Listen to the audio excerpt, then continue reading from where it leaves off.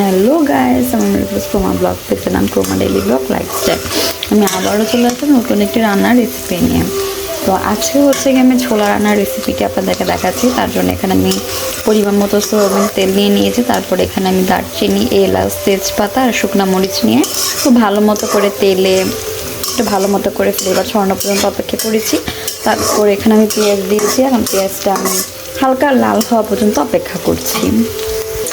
এখন আমি এর মধ্যে পরিমাণ মতো আদা রসুন দিয়ে দিচ্ছি। আপনারা হচ্ছে আপনাদের অনুযায়ী দেবেন। এখানে আমি প্রায় 1 চামচের 2 টেবিল চামচের মতো দিয়েছি। আর এখানে আমি একটু মরিচ বাটা দিয়ে দিচ্ছি 1 টেবিল চামচের মতো। তারা আপনাদের পরিমাণ অনুযায়ী ইউজ করবেন। তো এটাকে এখন পেঁয়াজের সাথে আমি খুব ভালো মতো করে একটু কিছুক্ষণ কষিয়ে নিব, যেন আদা রসুনের কাঁচা গন্ধটা ভাজার সাথে সাথে যেন গন্ধটা চলে যায়। দেখা হচ্ছে কিছুক্ষণ পর।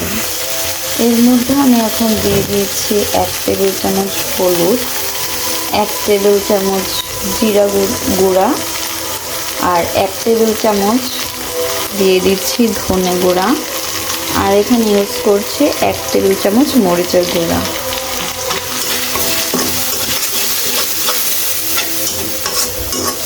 খুব ভালো মতো করে এখন এটাকে মিক্স করছি।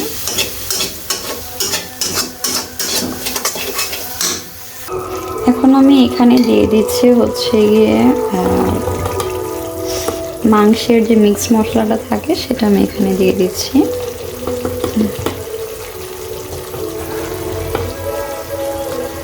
আর এখানে দিয়ে দিচ্ছি আমার নিজের হাতে বানানো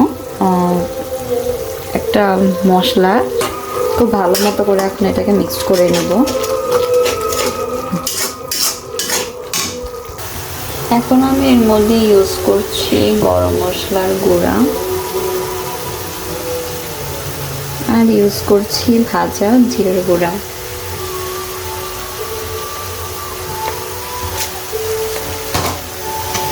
আমরা সাধারণত মাংস রান্না করতে গেলে যে মশলাগুলো ইউজ করি, এখানে আমি ছোলা রান্নার ক্ষেত্রে সেম সবগুলো মশলা ইউজ করছি। টেস্টটাও ভালো হবে, ফ্লেভারটাও সুন্দর হবে। এখানে আমি আলাদা করে কোনো মশলা ইউজ করছি না, যেগুলো সবসময় রান্নার ক্ষেত্রে রেগুলার বেসিসে ইউজ করতে হয়, আমি সেই সব জিনিসই এখানে ইউজ করছি। আর এখানে দিয়ে দিচ্ছি লবণ। লবণটাও আপনারা আপনাদের পরিমাণ মতো ইউজ করবেন, কারণ এখানে আলুর মধ্যে আমি লবণ ইউজ করেছি, সেটার উপর ডিপেন্ড করে আমি এখানে লবণটা ঠিক আমি আমার পরিমাণ মতো এখানে ইউজ করেছি। যদি আপনাদের মনে হয় যে না লবণটা কম হয়ে গিয়েছে আর একটু লবণ হলে ভালো হয়, সেই ক্ষেত্রে আপনারা এখানে আরও লবণ ইউজ করবেন, সেটা স্বাদ মতো। লবণের পরিমাণটা আসলে আমি বললাম না, এটা আপনারা নিজেদের স্বাদ অনুযায়ী ইউজ করবেন। তো এখানে আমি দিয়ে দিচ্ছি সামান্য পরিমাণে গরম পানি। মশলাটা কষানো পর্যন্ত আমরা অপেক্ষা করি। দেখা হচ্ছে মশলা কষানোর পর আমি মিক্স করে ফেলবো। টমেটোগুলোর সাথে যেন মশলাগুলো খুব ভালো মতো করে অ্যাডজাস্ট হয়ে যেন একটা ভালো একটা টেস্ট তৈরি হয়, আর গ্রেভিটাও যেন খুব ঠিক হয়, তার জন্য আমি টমেটোটা ইউজ করছি। টমেটোটা দিয়েও এখন আমি একটু ভালো মতো করে কিছুক্ষণ নেড়ে ঢাকনা দিয়ে ঢেকে রেখে দিব। আবারও দেখা হচ্ছে মশলা কষানোর পর। অলরেডি আমার মশলা কষানো হয়ে গিয়েছে। এখন আমি এর মধ্যে ছোলাগুলো দিয়ে দিচ্ছি। খুব ভালো মতো করে মিক্স করা হয়ে গিয়েছে। এখন আমি এর মধ্যে আলুগুলো দিয়ে দিচ্ছি। খুব ভালো মতো করে আমি এটাকে মশলার সাথে এখন মিক্সড করে নিচ্ছি।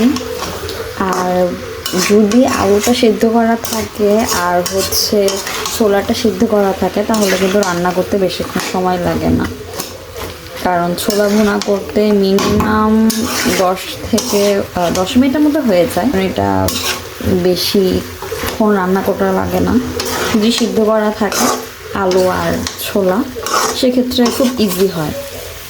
না হলে কারণ ছোলা জিনিসটা হচ্ছে বলতে একটু সময় লাগে, সেই কারণে দুটা আলু আর ছোলাটা যদি করে নাও, তাহলে সিদ্ধ করে নাও, তাহলে তোমাদের রান্না করতে সুবিধা হবে।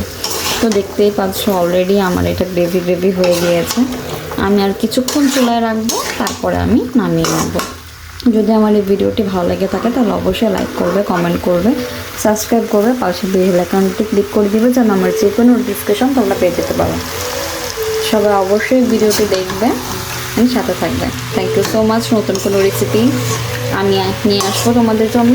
কী রেসিপি দেখতে চাও কমেন্ট করে জানিয়ে দেবে। Tata, bye bye, see you.